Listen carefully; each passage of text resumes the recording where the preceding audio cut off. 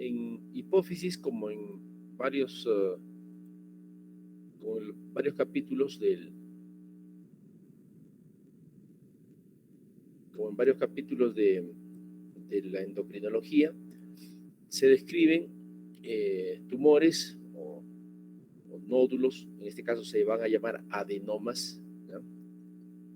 Se van a describir también problemas de hiperfunción, porque muchos de estos adenomas, a diferencia de la tiroides, recuerden que en tiroides los nódulos, la mayoría son no funcionantes. En cambio, en la hipófisis, un gran porcentaje, casi la mitad, poco más de la mitad de los adenomas hipofisarios son hiperfuncionantes, o sea, producen una hormona y la producen en exceso. Entonces, estos tumores hipofisarios, vamos a ver que la mayoría, como repito, producen una hormona y esta da, además de características del tumor, da algunos signos específicos, ¿no? Básicamente da 3 enfermedades que son las más comunes: acromegalia, Cushing, enfermedad de Cushing, y puede ser tumores productores de prolactina, lo cual da hiperprolactinemia, ¿no? Voy a admitir a los últimos.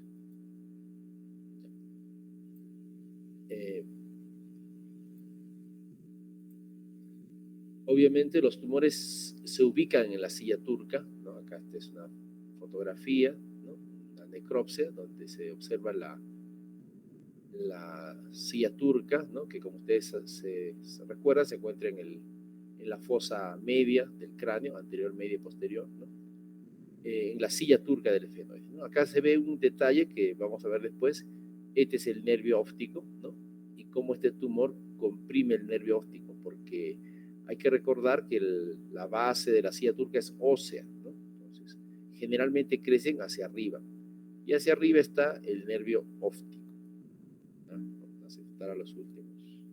Traten de llegar temprano, ¿no? Les pondremos tarde, bueno, todavía lo tenemos.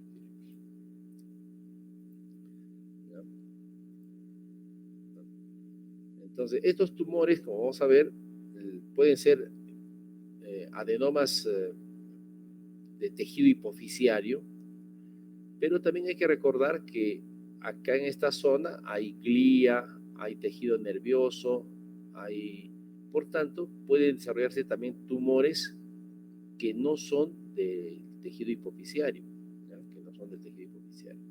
Vamos a desarrollar esto, ¿ya? Ustedes recuerdan que la hipófisis es una pequeña glándula, ¿no? Que se ubica en la silla turca del esfenoides.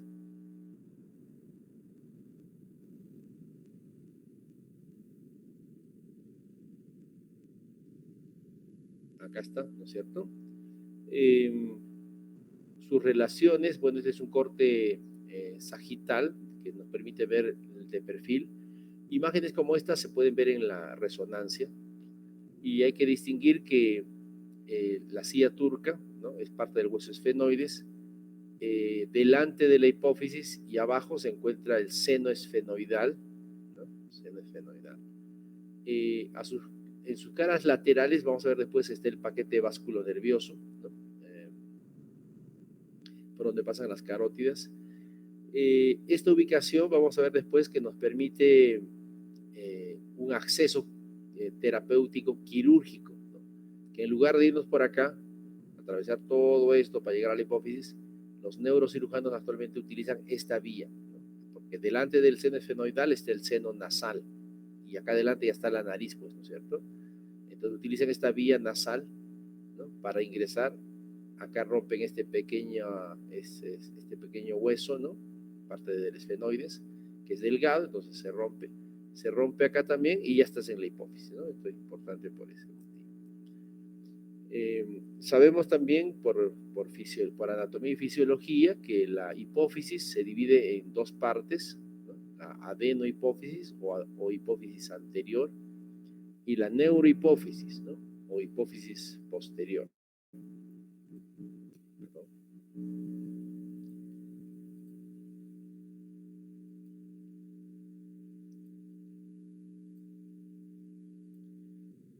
La neurohipófisis, como ustedes también recuerdan, es una prolongación en realidad del sistema nervioso, ¿no? Los haces que se forman en los núcleos supraóptico y paraventricular del hipotálamo, porque esta región es hipotalámica, ¿no? Los axones, ¿no? Se prolongan hacia la neurohipófisis o hipófisis posterior, ¿no? Por de ahí su nombre, ¿no? Neurohipófisis. Acá se producen dos hormonas, básicamente, la vasopresina, ¿no? O ADH, ¿no? Y de acá recién van al torrente sanguíneo, ¿no? Y la adenohipófisis, más bien, no tiene tejido nervioso, ¿no? Y está compuesto por tejido glandular, ¿no? Y tiene una conexión con el hipotálamo a través de un plexo venoso, ¿no?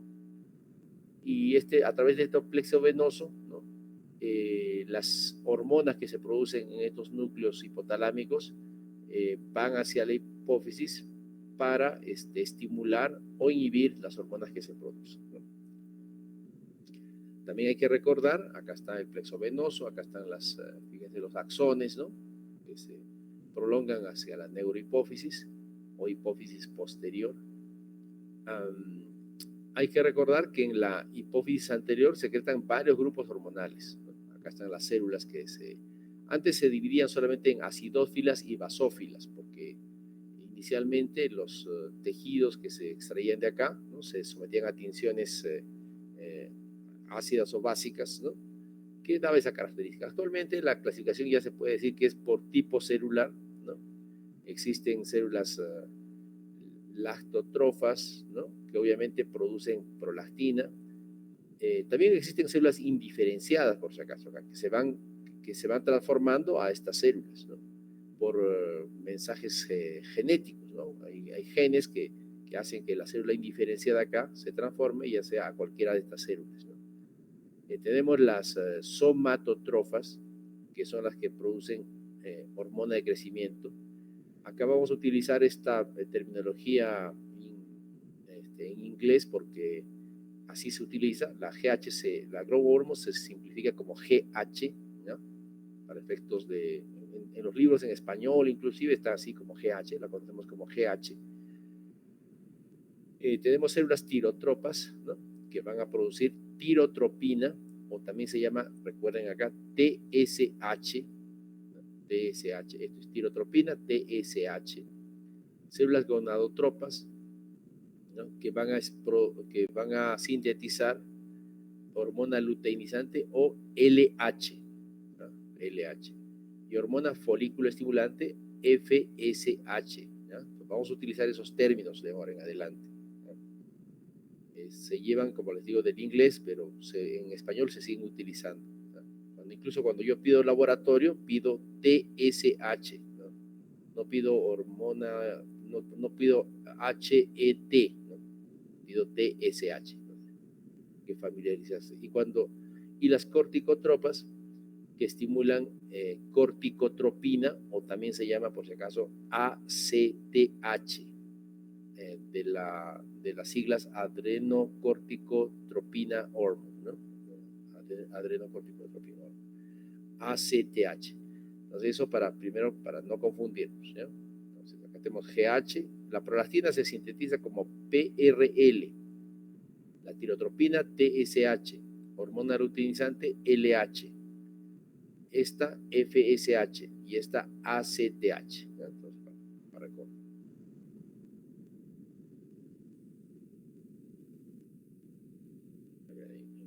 ahí llegando varios. Brando, tiene que llegar temprano cuando interrumpes. Muy bien, entonces les decía que los tumores pueden ser de las células estas, ¿ya? Cuando es de estas células se llaman adenomas, son de tejido hipoficiario, de estas células. Esta célula ha formado un tumor, ¿ya? Y puede ser de cualquiera de estas células, puede ser productor de prolactina, GH, ACTH, TSH, o puede ser también que sea de estas células, pero que no produzca exceso de ningún tumor, perdón, de ninguna hormona, ¿no? A eso se llaman no secretores o no funcionantes. Entonces, es una célula que se ha proliferado, puede ser, generalmente son de gonadotropas, ¿no? Pero no producen exceso de gonadotropinas, ¿no? A eso se les llama no secretantes o no funcionantes. Lo voy a repetir varias veces. Pero también se pueden asentar otros tumores de otra estirpe, o sea, no es exclusivo de estos adenomas. Puede acá haber otros tumores como meningiomas, porque acá hay meninges, ¿no? Por ver esto, las meninges, puede haber meningiomas, puede haber gangliositomas, ¿no? Puede haber craneofaningiomas, que generalmente es un tipo celular, bueno, relativamente frecuente. Eh,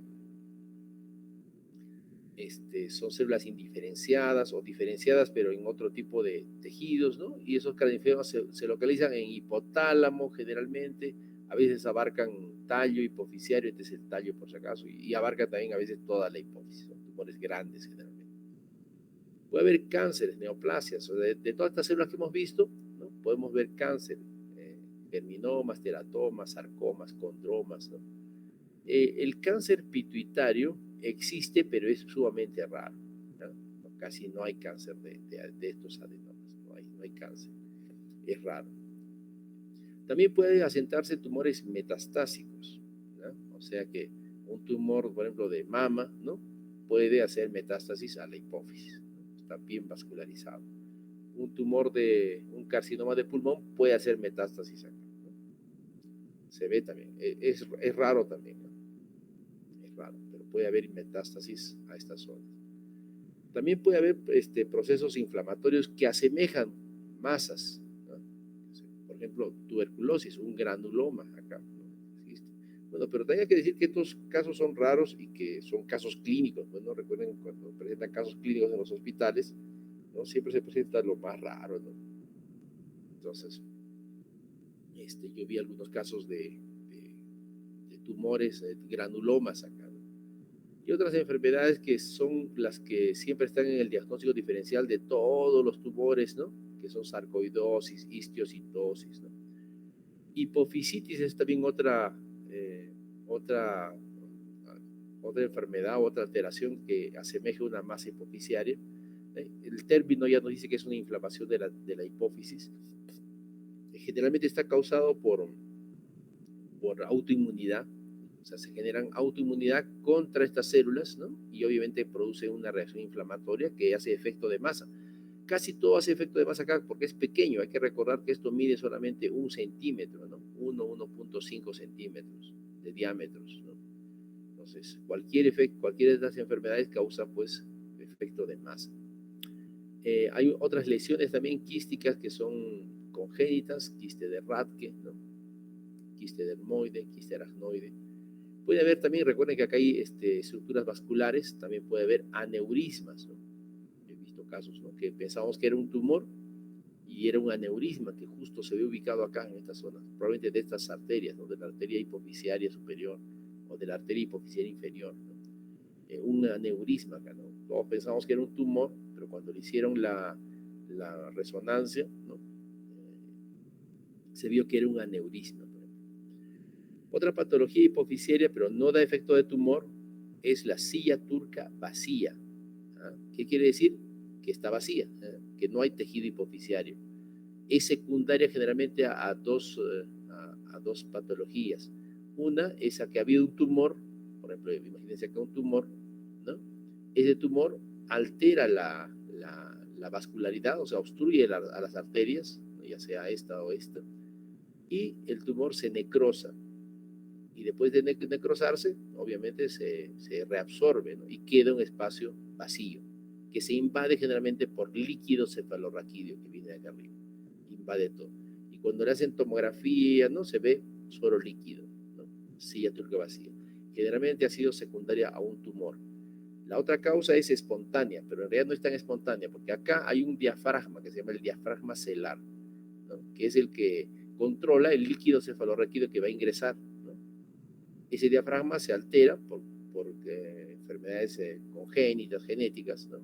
No funciona, y el líquido cefalorraquídeo se mete acá y invade toda la hipófisis, aplasta el tejido hipofisiario y se ve como una silla turca vacía, ¿no?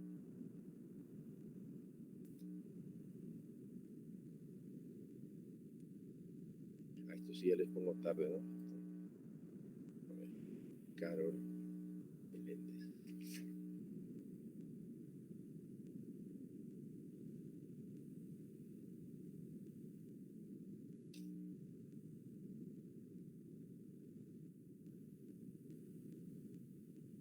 Ya, pongan presente los que están llegando.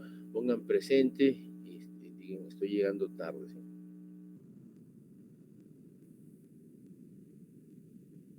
Muy bien. Este, por ejemplo, es una imagen de un cráneo faringioma, ¿no? Tumores grandes, fíjense. Generalmente son bien grandes. Obviamente va a dar semiología de compresión, ¿no? Acá se ve, esta es la zona hipoficiaria, ¿no? Invaden a la hipófisis, ¿no? Acá está el nervio óptico, probablemente este paciente ya tenga compromiso, probablemente hasta ceguera, ¿no? Por el cráneo faringioma, tumores grandes, ¿no? Estos son quistes de Rathke, ¿no? Que también son tumores grandes que ocupan toda la hipófisis. Obviamente hay que pensar siempre que cuando se ocupa así toda la hipófisis, ¿no? Este tumor, que obviamente no es un adenoma hipofisiario, acá no hay células hipofisiarias, está aplastando a toda la hipófisis, ¿no? Está aplastando a la hipófisis y por tanto es muy probable que este paciente, ¿no? No tenga función hipofisiaria, o sea, todas estas células que hemos dicho estén aplastadas y no funcionen. A eso se llama hipopituitarismo, ¿no? O sea, que las pituitarias no funcionan por este tumor, ¿no? Los tumores grandes comprimen y causan hipopituitarismo. Ahora, cuando esto se detecta a tiempo, si saca, se puede restablecer la función hipofisiaria, ¿no? Pero cuando están mucho tiempo, ya a veces hay daño, las células están dañadas y ya no se pueden regenerar. Bueno, la primera clasificación de los tumores es por el tamaño, ¿no? 10 milímetros. Hay que recordar que esto mide más o menos 10 milímetros, 10, 12 milímetros, ¿no? De alto también son 10, 12 milímetros. Y de anteroposterior es 15 milímetros más o menos, o sea, un poquito achatada, gordita nuestra hipófisis. Entonces, si tiene menos de 10 milímetros, obviamente no está comprimiendo, ¿no? O no sale de la hipófisis, del tejido de la silla turca. Y cuando es un macroadenoma, ¿no? Más de 10 milímetros, quiere decir que ya está ocupando más del tejido hipofisiario, ¿no? O todo el tejido hipofisiario o un poco más. Por eso se hace esta diferenciación de menos de 10 y más de 10. Menos de 10 se llaman microadenomas, pueden tener desde 2 milímetros se pueden identificar, 2, 4, 6, 8. Y más de 10 ya se llaman macroadenomas, porque obviamente el macroadenoma ya está saliendo, o bien sale para arriba, ¿no? O bien sale para las zonas laterales o para abajo, ¿no? Generalmente esas son las zonas de extensión de los tumores. Acá, por ejemplo, hay que recordar, como les dije ya, pueden comprimir el seno esfenoidal, pueden incluso invadir el seno esfenoidal. Abajo es bien, bueno, crecen abajo, pero hacia adelante, hacia el seno esfenoidal. Esta zona es más dura del hueso, no se puede invadir, o sea, atrás y abajo es bien difícil que invadan. Arriba sí es fácil que invadan y hay que recordar, como ya les dije, este nervio, que es el nervio óptico, ¿no? Y cuando crece acá hay una distancia de más o menos otros 8 o 10 milímetros, ¿no? Hasta el nervio óptico. Y cuando crecen muy grandes, ¿no? Pueden invadir el nervio óptico y dar síntomas de pérdida de la visión, ¿no? Cuando tienen más de 4 centímetros se denominan gigantes. Alguien estaba entrando, creo, no, ya no.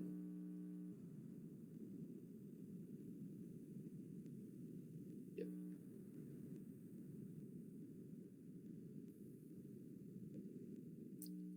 ¿Está?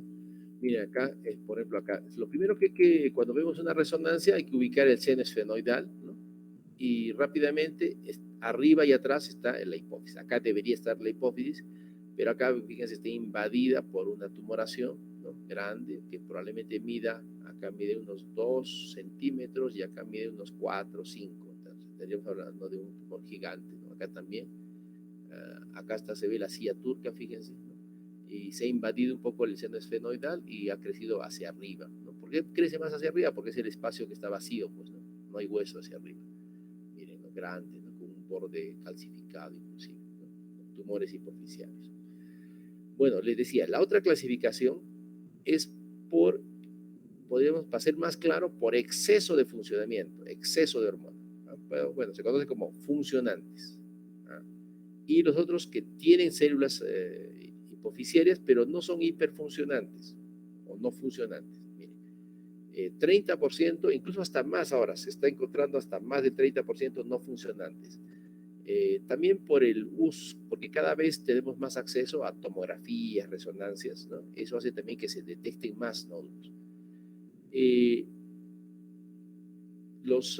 Estos tumores funcionantes, ya les dije, pueden ser secretores de ACTH, adrenocorticotropin-hormona, GH, prolactina, TSH o FSH-LH. El más común será pues el productor de prolactina. Hasta la mitad de los casos, ¿no?, son tumores productores de prolactina. De ahí le siguen los tumores productores de GH, acromegalia, 15 a 20%. De ahí siguen los tumores productores de ACTH, 5 a 10% Cushing. Entonces, estos tumores, por ejemplo, los identificamos nosotros por los síntomas que dan del exceso de estas hormonas, ¿no? Ustedes recordarán, bueno, han hecho ya semiología, ¿no? Cómo es un paciente con Cushing, ¿no? Un paciente con Cushing obeso, cara redonda, un eritema de la piel, cuello de búfalo, etcétera, ¿no?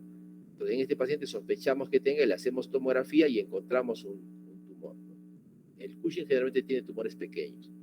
Acromegalia, ¿no? También es un paciente fácil de identificar. Bueno, fácil no tanto. Dicen que los acromegálicos se hace el diagnóstico en promedio 7 años después de que tiene manifestaciones.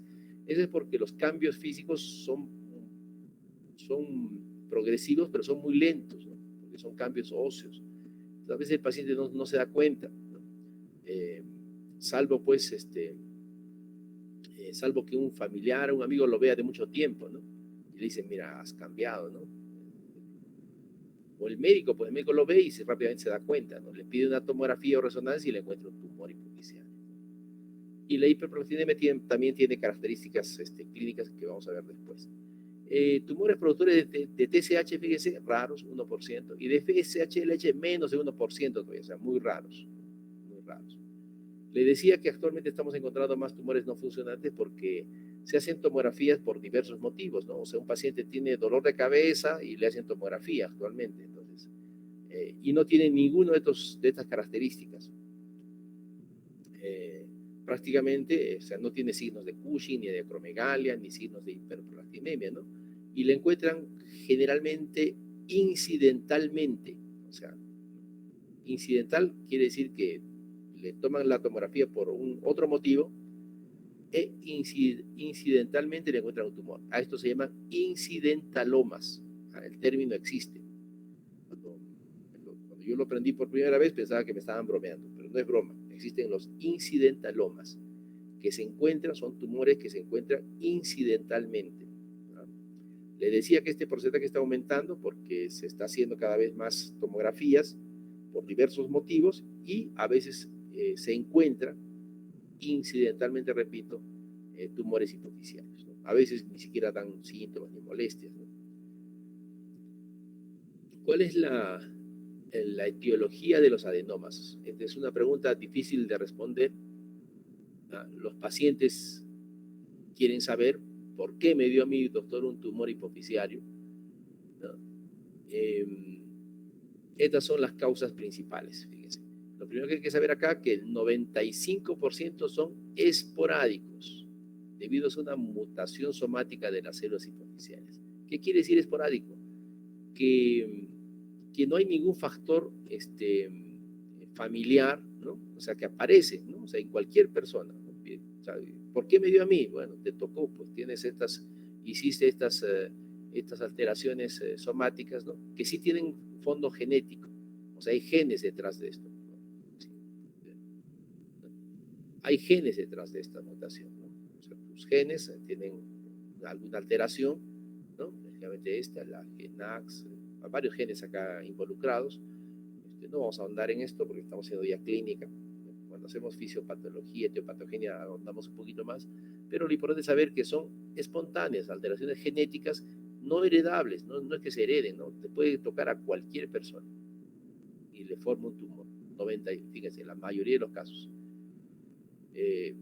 Entonces, esto es difícil a veces entender para los pacientes. Los pacientes todavía están con pensamientos mágicos religiosos, ¿no? Que por algo me ha dado, ¿no? es un castigo divino, no sé, ¿no? O porque me han hecho mal de ojo, no sé, la gente cree muchas cosas, ¿no? Entonces, a veces es difícil explicar, pero hay que decirles a los pacientes que esto fue esporádico, ¿no? O sea, te iba a tocar a ti y te tocó por causas probablemente genéticas, que no quiere decir hereditarias, ¿no? Genéticas, o sea, algún gen venía con falla, ¿no? Y esto hizo que se formaran estos tumores.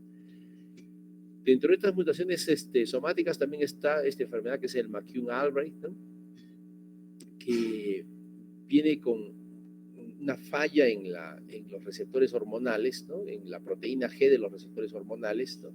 Y que tiene tendencia a ser tumores o hiperfunción de varios órganos endocrinos en realidad. McCune-Albright puede ir con acromegalia, con hiperplastinemia, pubertad precoz, hipertiroidismo, ¿no? El 5%, o sea, la menor cantidad de estos tumores va con mutaciones de tipo hereditario familiar, ¿no? Son mutaciones germinales, o sea, porque se transmite, ¿no? En cambio de somático, se convierte en algún momento de la vida, se forman, ¿no? Germinales. Y acá tenemos varias enfermedades, ¿no?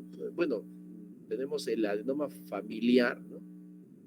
Se considera así cuando hay más de 2 casos por familia, ¿no? Y estos son los genes alterados, ¿no? El AIP, el GPR, ¿no? Tenemos otro grupo de causas de adenomas que son las neoplasias endocrinas múltiples, ¿no? Neoplasias endocrinas múltiples. También tiene relación familiar y estos son los genes asociados, el gen menina y el gen CDKN1B, ¿no? El gen menina da esta enfermedad que se llama el MEN1, porque hay varios MEN, hay MEN1, MEN2, MEN3, MEN4, ¿no? El MEN1, creo que lo tengo acá, este es el MEN1, miren, es fácil de acordarse porque son 3 tumores, ¿no? Las 3P, tumor en pituitaria, tumor en paratiroides y tumor en páncreas, que solo es la memotecnia, porque puede ser en realidad un tumor gastrointestinal, puede ser en páncreas, insulinoma, puede ser un gastrinoma, ¿no? Son las 3P, P de pituitaria, paratiroides y páncreas, solo para recordar porque puede ser tumor gástrico, ¿no? Neuroendocrino, pancreático, ¿no? 3P, MEN1, MEN1. Se ven estos casos también, tenemos pacientes con esta patología. Después tenemos otros, el complejo de Carney, que también tiene genes, también recuerden que es hereditario, ¿no? El Carney se caracteriza por tener, además de tumores hipoficiarios, lentiginosis, que es esto, ¿no? Lentiginosis, complejo de Carney, ¿no? Algunos mixomas que pueden ubicarse en el ojo, en el corazón, ¿no? En cualquier tejido, ¿no? En las mamas. Tienen además tumores hipoficiarios, ¿no? Tumores hipoficiarios, como los complejos de Carney, ¿no? Son raros, ¿no? Los pongo para información básicamente, ¿no? Para que sepan. Otros, miren, adenomas hipoficiarios asociados a paragangliomas, ¿no? Los genes implicados y blastomas hipoficiarios, ¿no?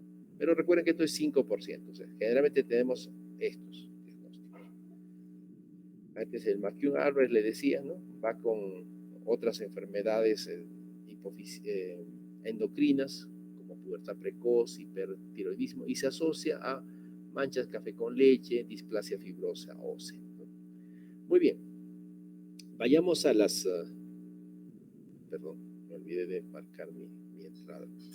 Me acordé ahorita. Siempre me olvido. Asistencia. Tarde, ¿no?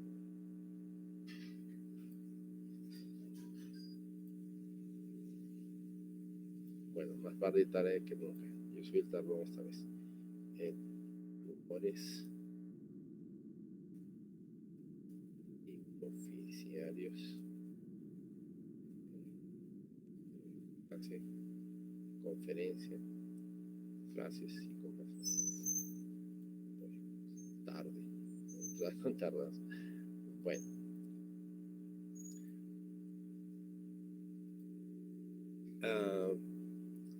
Bueno, ¿qué síntomas dan? Entonces hay que dividir los síntomas en dos, ¿ya? Los síntomas se dan por síntomas de compresión tumoral, o sea, la masa tumoral, el tumor da síntomas, y también hay síntomas por hiperfunción hormonal, ¿ya? Cuando son síntomas por compresión, muchos pacientes vienen por esto, por compresión tumoral. Puede dar dolor de cabeza, cefalea, alteraciones del campo visual, ¿ya? Alteraciones, eh, parálisis de los nervios craneales, ahorita les voy a explicar por qué. Pueden dar diabetes insípida, hiperprolactinemia y pueden dar hipopituitarismo, lo que les decía, ¿no? Si el tumor es grande, comprime todas las células hipofisiarias, da hipopituitarismo. Muy bien. ¿Por qué da alteraciones en el campo visual? Porque los tumores pueden crecer, y ya les dije, de hecho, crecen generalmente hacia arriba, y arriba que está el quiasma óptico. El quiasma es la decusación del nervio óptico. Recuerden que el nervio óptico en esta zona justo hace una decusación, se cruza, ¿no? Y el tumor, si crece hacia arriba, puede hacer contacto con el quiasma, ¿no? Y lo que afecta son las fibras que están llevando la imagen, ¿no? Y esta imagen, o sea, no se altera la agudeza visual, se altera el campo visual. Acá está, ¿no? Todos tenemos un campo visual, o sea, cuando miramos hacia adelante, no solo estamos viendo, de hecho ustedes ahorita están viendo la pantalla, pero están viendo a sus costados también, ¿no? O sea, tienen una imagen, claro, no es fija, pero tienen una imagen de los costados, ¿no? Ven la pantalla, pero ven que a la derecha está, no sé, una pared, no sé, ¿no? Esto usan pues ustedes para plagiar en la época que había exámenes presenciales, ¿no? O sea, miran su examen, pero tienen ahí el ojo en el otro examen. Ven la pared. Bueno, ese campo visual es casi de 90 grados, o sea, casi vemos hasta acá más o menos, ¿no? Todo esto vemos. Entonces, al haber una compresión, acá está el quiasma óptico, fíjense, la decusación, ¿no? Entonces acá está, abajito estaría la hipófisis, ¿no? Y si comienza a presionar, va a alterar las fibras que están llevando todo este campo visual. Por tanto, se comienza a ver hemianopsias, dependiendo del tumor, ¿no?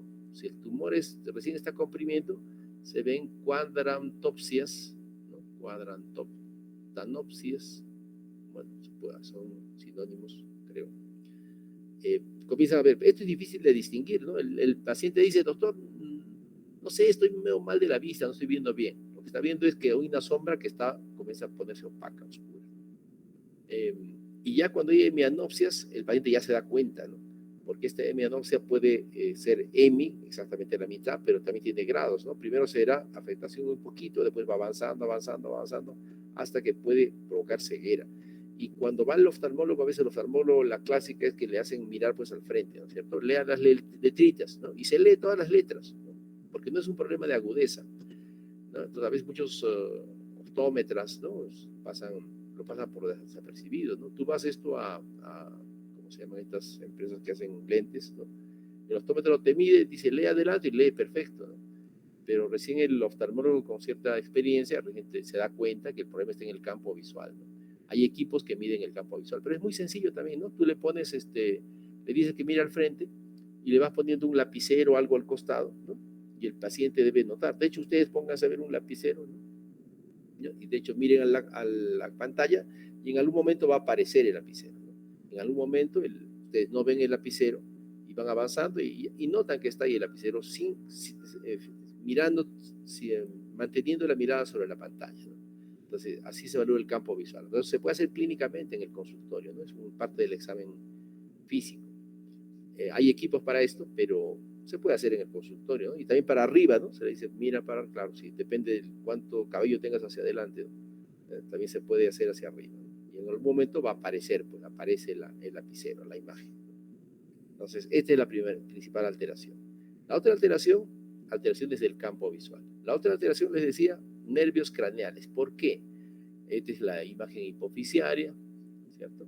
Abajo está el seno esfenoidal, ¿no? Arriba está el nervio óptico, ¿no es cierto? A los costados está el seno petroso, ¿no? Seno petroso, seno cavernoso también, ¿no? donde se ubican varias estructuras. Cuando hablamos de senos, por si acaso, seno capetroso, son espacios de aire, ¿no es cierto? Acá existe hueso trabeculado, bastante aire, y y tiene afectación, tiene, ¿quién pasa por acá? Las arterias, pues la arteria carótida, hace aquí un pequeño bucle, recuerden en la anatomía, ¿no? Hacen como una curva, ¿no? Un bucle, ¿no? Y se nota tanto la arteria carótida en las dos zonas cuando hago un corte transversal. La arteria casi nunca se compromete porque el tumor crece hacia el costado, pero la arteria, como es fuerte, está pulsando todo el tiempo, no se deja ganar. O sea, desplaza sí, pero no se deja ganar. Incluso a veces los tumores invaden todo, ¿no? Pero la arteria está siempre activa, no se deja porque está pulsando, tiene fuerza.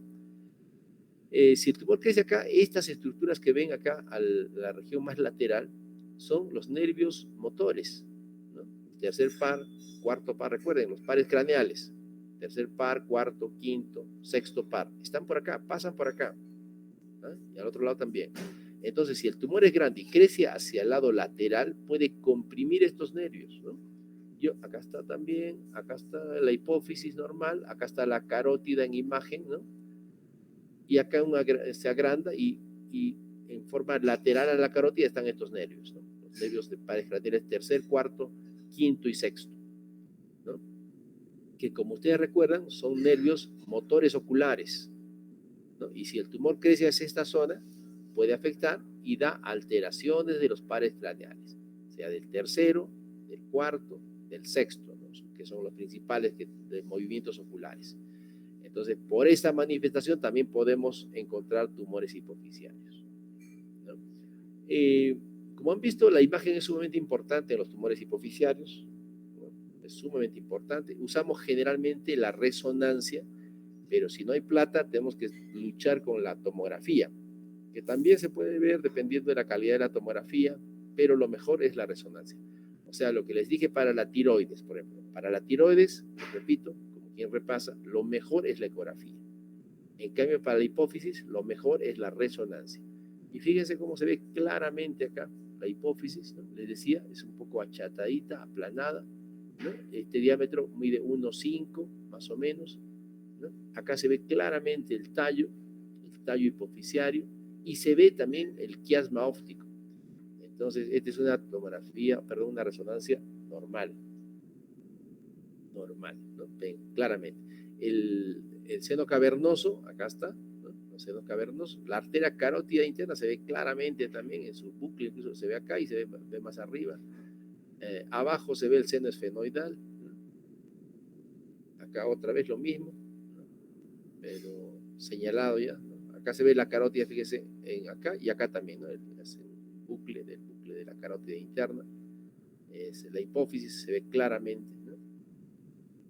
Acá hay más imágenes, esta es normal, ¿no? Acá se ve la hipófisis, en la neurohipófisis se ve así más radioluciente, ¿no? Más clara, en otras palabras. Seno esfenoidal, tallo, nervio óptico, ¿no? Les decía, hay 10 milímetros más o menos en esta distancia, pero a veces los tumores comprometen. Acá también nervio óptico, la carótida, acá en su bucle, fíjense, ¿no? Parecen dos, pero es una. Seno esfenoidal, puede ser asimétrico el seno esfenoidal. Este es con contraste, ¿no? Este sin contraste, este con contraste. Miren, acá se ven las arterias, ¿no? Con contraste. El contraste realza la hipófisis porque es bien vascularizada, ¿no? Esto en realidad se hace en semiología, es un repaso de semiología. Las imágenes. Acá también se ve bien, ¿no? Claramente, dependiendo del corte más adelante, ya no se ve el tallo, por ejemplo, pero se ve el nervio óptico. Esto es porque depende, pues, del corte, un poquito más adelante o más atrás, ¿no es cierto? Hipófisis normales. Hay una descripción de la historia natural de los nódulos, ¿no? Los que se encuentran incidentalmente, o sea, que no dan síntomas ni molestias, ¿no? Este es un estudio antiguo, pero muy válido, de cuál es la evolución de los microadenomas y de los macroadenomas, de un total de 143. Fíjense, crecen solo el 8%. Es por eso que también acá, igual que en la tiroides, si recuerdan, ¿no? La conducta es expectante. O sea, claro, la gente se asusta, tiene un adenoma, un tumor en la hipófisis, todos se asustan, Pero fíjense, si es un microadenoma, la posibilidad de que crezca es 8% nada más. O sea, a veces no hay que hacer nada, ¿no? Primum non nocere, dice. Primero no hacer daño, o sea, ni intervenir, ni medicamentos, menos pues cirugía, porque esta es la evolución, 8%. Claro, este 8% quizás necesita una operación, ¿no? Pero es 8%, ¿no? O sea, hay 92% que no necesita, ¿no? Dicen que el cirujano bueno es el que opera bien, pero el cirujano excelente es el que sabe cuándo operar, cuándo se debe operar. Recuerda, primum non nocere, ¿no? Primero no hacer daño. Se ha visto que muchas enfermedades las descubrimos y solo hay que observarlas, ¿no? Informar al paciente, conversar con el paciente, no estar dedicado a recetar.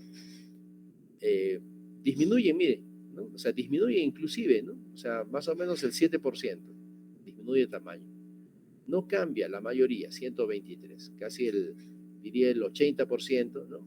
No cambia, ¿no? O sea, pues uno vive con su microadenoma. De hecho, han encontrado en las necropsias también no recuerdo la prevalencia, creo que es hasta 10%, ¿no? De adenomas. O sea, todos tienen acá de la clase, si son 50, 5 tienen, ¿no? Y van a vivir con su microadenoma, no les va a pasar nada. Macroadenomas sí ya cambia un poquito, ¿no? Crecen en un 15%. 15% crecen. 23%, perdón, 23, o sea que equivale más o menos al 7%, 10%, perdón, 9%, ¿no? Decrece. La mayoría no cambia. Estos son los años de seguimiento de este estudio, ¿no? Pero así se sigue viendo así este comportamiento. Muy bien. ¿Cómo estamos de tiempo? Todavía. Entonces vamos a comenzar a ver los hiperfuncionantes, ¿no? Los hiperfuncionantes. Los hiperfuncionantes tenemos un tumor productor de prolactina, se llama prolactinoma. Estos prolactinomas generalmente dan hiperprolactinemia. ¿Ah? Vamos a aclarar estos términos. Entonces, prolactinoma es un tumor hipoficiario que produce exceso de prolactina. Obviamente los prolactinomas siempre casi tenemos hiperprolactinemia. Hiperprolactinemia es la prolactina elevada en la sangre, hemia. ¿Ah? Recuerden estos términos. Hiper, exceso, prolactina, la hormona, y hemia, que en la sangre, ¿no? Entonces, es exceso de prolactina en la sangre. No siempre da cuadro clínico, por si acaso. O sea, tenemos hiperprolactinemias que no da clínica. ¿Ah? Miren. Hay otro término que a veces hace confundir. Macroprolactinemia. A veces se pone en el examen y los confunde a todos. ¿Qué es? A ver, hay que analizar. Hemia es sangre, o sea, es la prolactina en la sangre. Macro, no, confunde con el prolactinoma, ¿no? O macroprolactinoma sería. Quiere decir que existen moléculas de prolactina grandes que están en la sangre. Y estas generalmente dan hiperprolactinemia, ¿no? Que no da clínica, porque al ser grandes no tienen la función normal de la prolactina, ¿no? Pero tú le mides en sangre, sale alta la prolactina, ¿no? No da síntomas, ¿no? Y se llama macroprolactinemia. Repito, prolactina, moléculas de prolactina, generalmente grandes, alteradas, ¿no? Que están en la sangre, ¿no? Generalmente no dan síntomas. No están provocadas por un tumor. Solo la hipófisis, las células lactótrofas producen estas, ¿no? Y se llaman isómeros de la prolactina, o sea, son parecidos a exactamente iguales que la prolactina, pero son moléculas grandes sin función, no funcionan, ¿no? Y se encuentran en la sangre, y a veces están muy altas, ¿no? Dicen 100 de prolactina, 200, 300, ¿no? Pero no tiene tumor y no da síntomas. Macroprolactinemia, ¿no? Recuerden eso. En realidad, el prolactinoma es una causa de hiperprolactinemia. O sea, los prolactinomas obviamente secretan prolactinita y esto va a la sangre, ¿no es cierto? Pero no toda hiperprolactinemia es causada por un prolactinoma. ¿Ya? Entonces, parece como una ley, ¿no? Los prolactinomas dan hiperprolactinemia, pero no todas las hiperprolactinemias son causadas por un prolactinoma. Por tanto, existen otras causas de hiperprolactinemia. De hecho, hay una lista de medicamentos. O sea, cuando encontramos prolactina elevada en un paciente, ¿no? Lo primero que hay que preguntarle, la pregunta de examen, lo primero que se pregunta, ¿qué medicamento toma usted? ¿No? Y acá tenemos neurolépticos, antidepresivos, ¿no? Medicamentos para la presión, ¿no? Que se usa bastante, estos usan bastante, estos inhibidores de MAO, estos receptores selectivos de serotonina, ¿no? Actualmente los psiquiatras usan bastante esto. Recuerden que hay bastante depresión, ¿no? Bastante depresión de enfermedad. Antes al deprimido le daban ánimos nomás, ¿no? Decían, bueno, todo va a salir bien, vas a mejorar. La vida es buena, la vida. Ahora no, ahora les dan medicamentos, ¿no? Entonces, lo primero que hay que preguntarle cuando tenemos un caso de hiperprolactinemia es qué medicamentos utiliza. ¿Ah? Antidepresivos sobre todo. ¿Ah? Algunos antipsicóticos, algunos antihipertensivos, verapamilo, metildopa, ¿no? Elevan la prolactina. Entonces, si tenemos un paciente con hiperprolactinemia que toma esto, entonces, de hecho, que la causa es esto. En lo posible, retirar, pero si no le da síntomas, puede mantenerse el tratamiento, ¿no? Ya sabemos que va a estar un poquito alta la prolactina, ¿no? Generalmente no le va a pasar nada al paciente. También estos medicación gastrointestinal que se usaba antes más que ahora, esto se ha cambiado, pero sigue usando todavía metoclopramida, domperidona, bloqueadores H2, ¿no? La famosa ranitidina, ¿no? Que todavía se usa. Opioides, ¿no? Se usan a veces medicamentos opioides para el dolor, estupefacientes como cocaína, ¿no? También hay que preguntar a veces. Estrógenos, pacientes que usan estrógenos, ¿no? Por ejemplo, los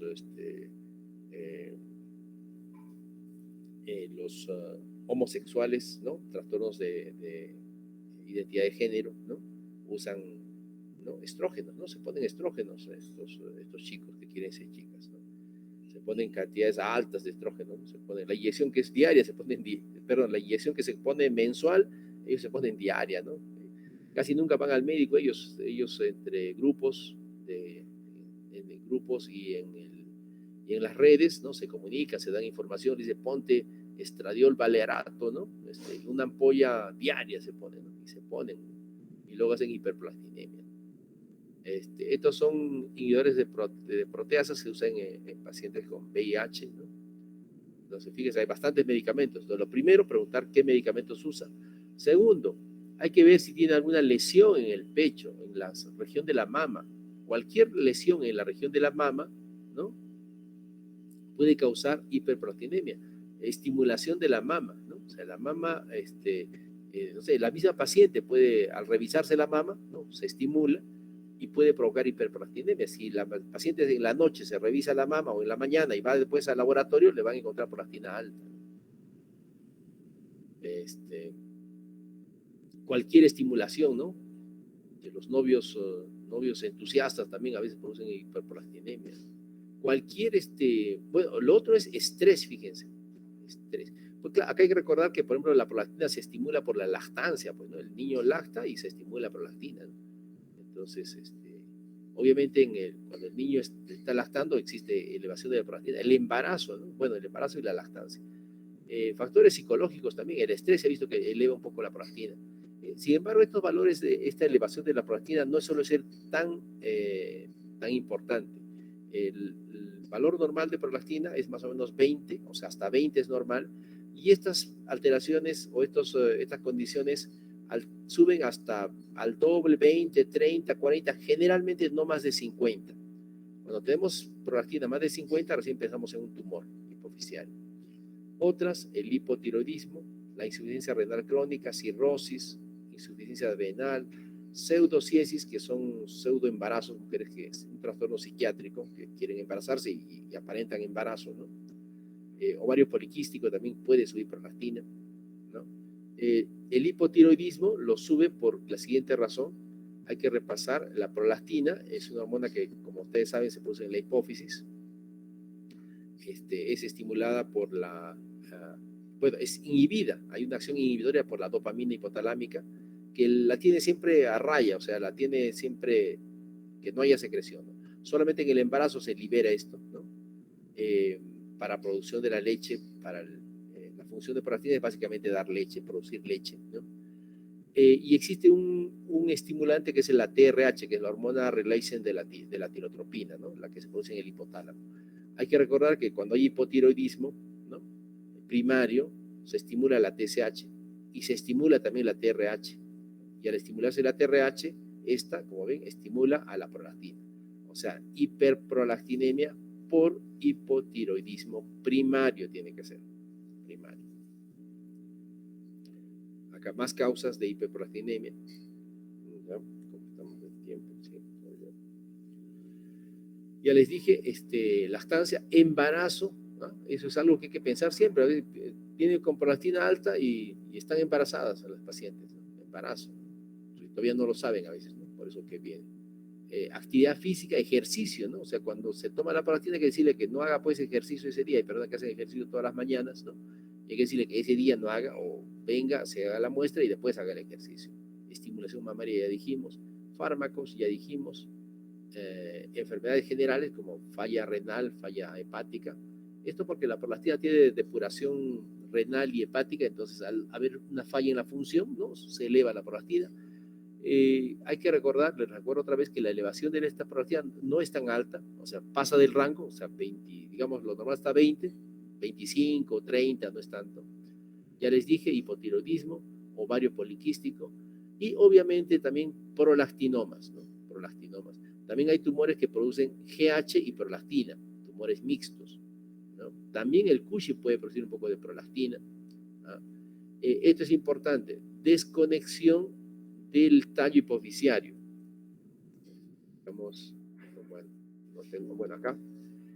Por ejemplo, hay un tumor acá, en el tallo. Si hay tumor en el tallo, no pasa dopamina. Al no pasar dopamina, la prolactina sube, ¿no? Cualquier tumor que interrumpa esta zona anatómica del tallo hipoficiario hace que al no haber dopamina, la prolactina no tiene el control inhibitorio y se eleva. Este control es más importante que o sea, este le gana siempre. Cuando hay esto, la prolactina no se produce, ¿no? Por eso dice acá, desconexión del tallo hipoficiario. Puede estar por tumores incluso no pituitarios, cranofaringiomas, meningiomas, etcétera. Puede ser por tumores hipofisiarios que no sean prolactinomas, y puede ser por todas las enfermedades que hemos visto que causan masas en la hipófisis, ¿no? Sarcoidosis, etc. Puede ser también por radioterapia, ¿no? Puede ser por silla turca, cualquier alteración de la mama, ¿no? Como estimulación, y que dice acá, la macroprolactinemia, que ya les expliqué, ¿no? Que son moléculas de prolactina, isómeros de prolactina, que no tienen función, pero están elevados, ¿no? Y por alguna razón se producen en exceso, ¿no?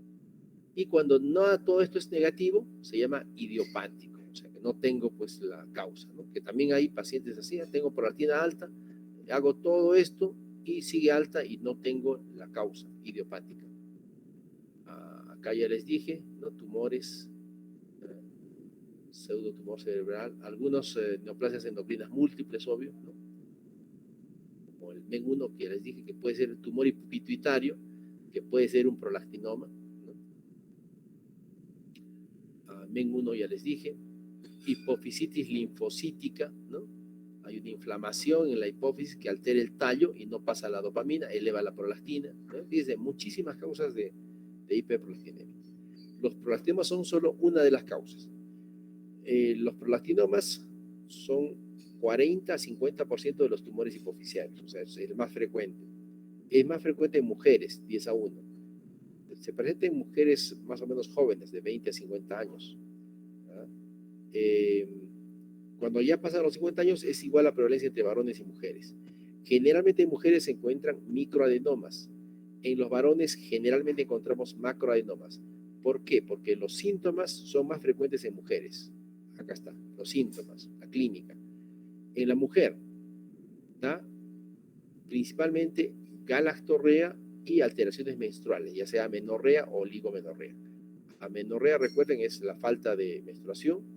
Oligomenorrea es que la menstruación viene demasiado irregular, más de 45 días, ¿no? O a veces incluso cada 2 o 3 meses le viene la regla. Entonces, en la mujer, obviamente, se identifica más rápidamente por estos síntomas, ¿no? La paciente, al presentar esto, rápidamente se preocupa y va al médico, ¿no? En cambio, en el varón, como ustedes ya deducen, no hay pues ni galastorrea ni amenorrea, ¿no? Se describe galastorrea, pero como no hay tejido mamario, en el varón es bien raro que dé galastorrea, porque no hay tejido mamario. Entonces, en la mujer va pronto al médico. El varón, ¿no? Se manifiesta como disminución de la libido, pero no lo quieren admitir, pues, ¿no? No, dicen, no, no sé qué me pasa, pero no sé, ya, no lo identifican como problema de salud. Infertilidad, ¿no? Eh,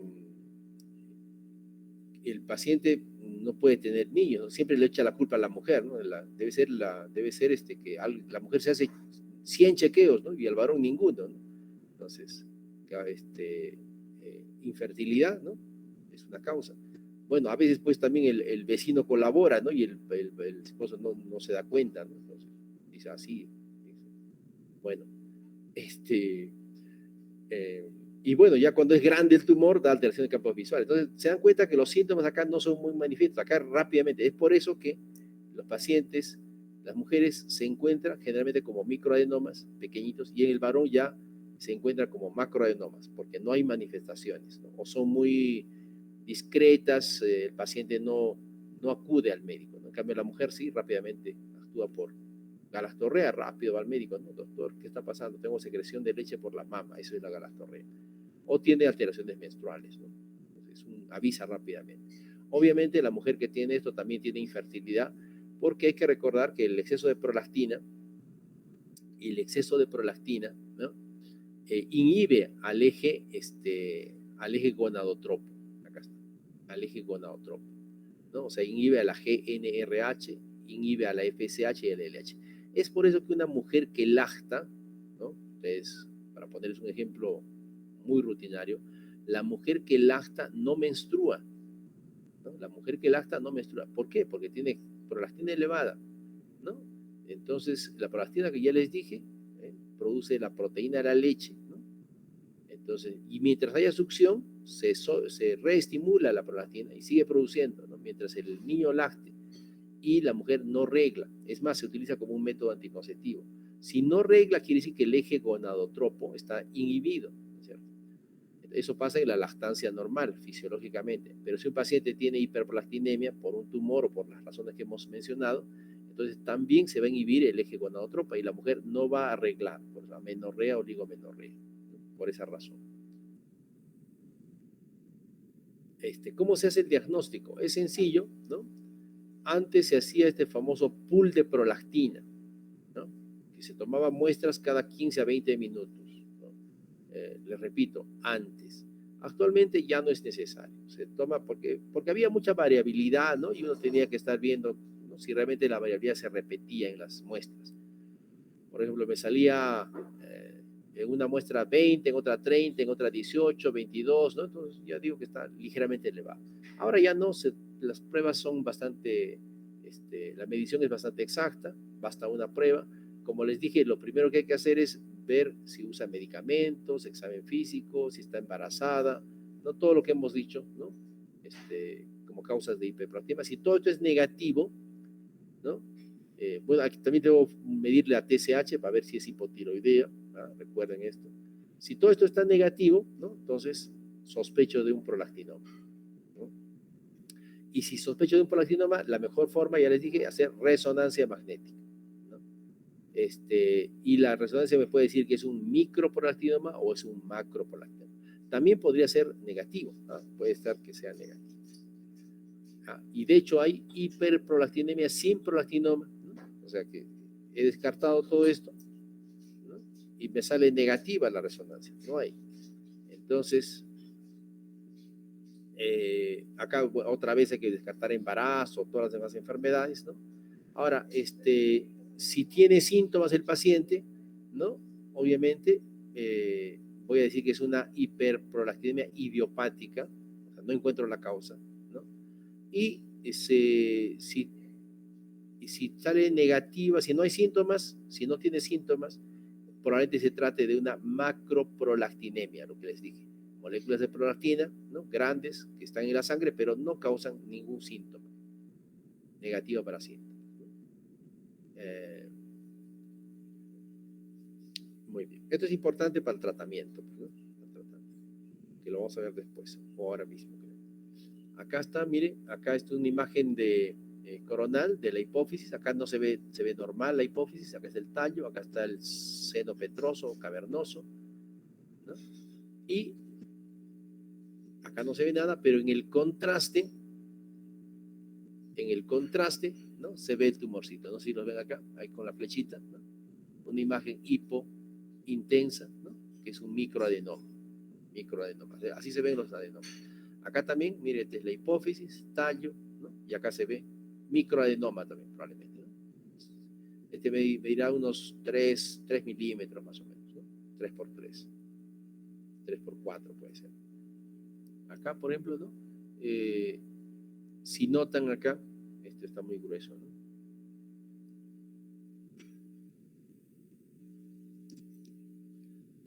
Acá está el seno petroso, seno esfenoidal, acá está la hipófisis. ¿Y qué les llama la atención acá? Mire, la desviación del tallo. El tallo está desviado hacia la izquierda, no está central. ¿Qué quiere decir? Que esto que ven acá es tejido hipofisiario. Esto. No sé si me están siguiendo. Despierten. Tejido hipofisiario. Y esto es el tumor. Se ve claramente, ¿no? La resonancia es, cuando es buena, es, mire, acá se ve exactamente, este es el tumor. Y esta es la hipófisis, el tallo. Entonces, el tumor está desplazando a la hipófisis. Probablemente esto mida unos 10, 12, ya puede ser un macroprolactinoma, ¿no? Pero, ¿qué nos está llamando a observar mejor esto? El tallo, desplazamiento del tallo hipofisial, ¿no? Más imágenes. Este ya es grande, ¿no? Está grande, está por comprimir el nervio óptico, ¿no? Como crece hacia arriba, acá. Esta es la neurohipófisis. Acá no se logra distinguir tejido hipofisiario normal y el tumor, ¿no? No se logra. En el otro sí, ¿no? El tratamiento, bueno, va a ser un seminario, el tratamiento, de hecho, la próxima clase es seminario. Van a repetir algunas cosas y van a hablar ¿cuándo se trata? No siempre se trata la hiperplastinemia para empezar. O sea, un paciente puede tener hiperplastinemia, pero no necesariamente se trata. Se trata en las siguientes condiciones. Uno, cuando hay efecto de masa. O sea, cuando hay un tumor y es grande, entonces ahí se debe tratar. El tratamiento es médico, hay medicamentos para bajar el tamaño tumoral, ¿no? Cuando hay hipopituitarismo, comienza a afectar el quiasma óptico, ¿no? Entonces, hay la opción de operarse o tratamiento médico. Empezamos con tratamiento médico, ¿no? Que puede bajar el tamaño y mejorar la visión, ¿no? Cuando hay dolor de cabeza, cuando hay déficit de los nervios craneales. Cuando hay, se trata también cuando hay síntomas de hiperplastinemia. O sea, el paciente tiene amenorrea, infertilidad, ¿no? Impotencia, ¿no? Galactorrea, no está acá, pero ¿no? Cuando hay síntomas de hiperplastinemia, el paciente le molesta obviamente la galactorrea, está arreglando cada 3 meses o no arregla, hay que tratarlo. O el paciente dice, doctor, necesito bueno, quiero embarazarme, ¿no? Entonces hay que tratar a la paciente, se trata, indicaciones para terapia, ¿no? Y cuando vemos signos de osteoporosis y osteopenia, porque recuerden, si no regla, no hay estrógenos, ¿no? Y esto puede llevar a una osteoporosis, ¿no? Entonces, ¿en qué condiciones no se trata? Cuando no hay efecto tumoral, repito, ¿en qué condiciones no se trata? Estas son las indicaciones para tratamiento. Entonces yo recalco, cuando no se debe tratar, el médico también es bueno cuando da los tratamientos adecuados, pero también cuando decide no tratar. ¿En qué pacientes no se trata? Cuando no hay efecto de masa, o sea, generalmente cuando es un microadenoma pequeñito, ¿no? No le dan ninguna de estas complicaciones al paciente. Cuando no hay amenorrea, el paciente regla normal, ¿no? Cuando no tiene deseos de infertilidad, no acusa impotencia, no se trata. No hay signos de osteoporosis, no se trata, ¿no? O sea, prácticamente se trata cuando hay tumor grande y cuando está dando síntomas de hiperplastinemia. ¿Por qué? Porque es importante, porque el tumor no lo vamos a sacar, el tratamiento va a ser largo, generalmente 1 año de tratamiento, ¿no? Indicaciones relativas, hirsutismo, galactorrea, claro, ¿no? Galactorrea sí es algo que le molesta al paciente, ¿no? Cirugía, ¿cuándo se debe operar un paciente con prolactinoma, cuando sí desarrolla una apoplejía pituitaria. Vamos a revisar después qué es una apoplejía, que es básicamente una necrosis del tejido pituitario agudo. Cuando le doy medicación, pero no responde al tratamiento, cuando falla la terapia farmacológica y no se ve una reducción importante de la prolactina, ¿no? Y el tumor sigue creciendo a pesar de la terapia, entonces ahí debo indicarle operación. Cuando el tumor crece y a pesar incluso que le reduzco la prolactina, o sea, la prolactina sale baja en sus controles, pero el tumor sigue creciendo, entonces hay que operar a ese paciente. Cuando hay embarazo, ¿no? Porque se ha visto que en el embarazo, de todos los que son tumores grandes, el tumor podría crecer durante el embarazo, sobre todo tumores grandes, ¿eh? Los pequeños no. Cuando la paciente escoge, ¿no? Dice, doctor, de una vez que me opere. El problema de la operación, como vamos a ver, es que se puede dañar el resto de la hipófisis, ¿no? Se puede dañar, dependiendo de la experiencia de los neurocirujanos. Entonces, si me van a operar, pero no me van a dañar el resto de la hipófisis, perfecto, se podría optar por esto, ¿no? Pero si no hay un centro con la suficiente experiencia, mejor es, ¿no? Tratamiento médico, le recomendamos al paciente, y solamente si no responde, tratamiento quirúrgico, ¿no? También se opera cuando obviamente los síntomas son muy molestos, cuando crece el tumor, ¿no? Incluso se puede recomendar el tratamiento quirúrgico durante el embarazo. Muy bien, ahí nos quedamos. Acromegalia, la próxima clase, ¿no? No sé si tienen preguntas, comentarios. ¿Está bien, jóvenes? ¿Preguntas? A ver, ¿algo han escrito? Nada. ¿Preguntas? ¿No hay, jóvenes? Así, eso se llama recidiva. Acá pregunta a su compañera si puede haber una reaparición del tumor post cirugía. Sí puede haber, ¿no? De hecho, que a veces no se puede resecar exactamente todo el tumor. Recuerden que estamos hablando de 1 centímetro. El neurocirujano tiene que trabajar en 1 centímetro. Eso es microcirugía. Entonces, los neurocirujanos, de acuerdo al equipo que tengan, también pueden identificar el tumor y lo sacan solo el tumor. Pero no ocurre esto en la práctica. Yo tuve la oportunidad de entrar a la sala de operaciones con estos pacientes, ¿no? Y nada, entran y ven ahí una masita y la sacan, ¿no? A veces no saben si sacan todo el tumor, si quedó el resto del tumor. A veces por no dañar la hipófisis se deja un poquito y eso vuelve a crecer, ¿no? Se llama recidiva. Hay recidiva en todos los tipos de tumores hipofisarios, por si acaso, en acromegalia, en Cushing, ¿no? Y también en hiperplastinemia. También hay recidiva. Por eso que después de la operación hay que hacerle controles periódicamente, ¿no? La silla turca vacía, bueno, no hay tumor, está vacía, ¿ya? Entonces generalmente está asociado a hipopituitarismo, o sea que la función hipofisaria no tiene. Entonces lo que hay que hacer, como vamos a ver después, es terapia de reemplazo hormonal. O sea, hay que reemplazar las hormonas más importantes. No se reemplazan todas.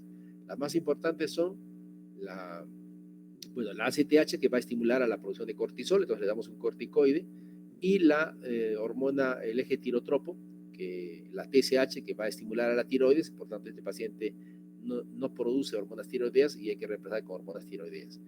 Y si está en edad joven, hay que darle, en el caso del varón, testosterona, y en el caso de la mujer, estradiol, estrógenos y progesterona, ¿no?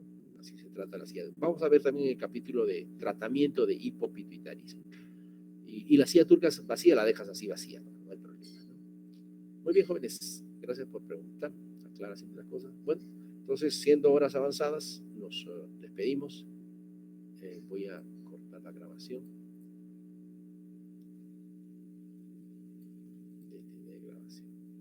Ok, entonces, nos vemos el viernes. El viernes es seminario. El grupo creo que no me mandó todavía sus diapositivas. Mándeme, por favor, porque yo acabo con esto en 15 minutos y ustedes tienen el resto de la clase para explicar. Revisar un poquito, porque el artículo trata también de estos, habla de los tumores, del diagnóstico y habla del tratamiento, ¿ya? Muy bien, jóvenes, que tengan buen día.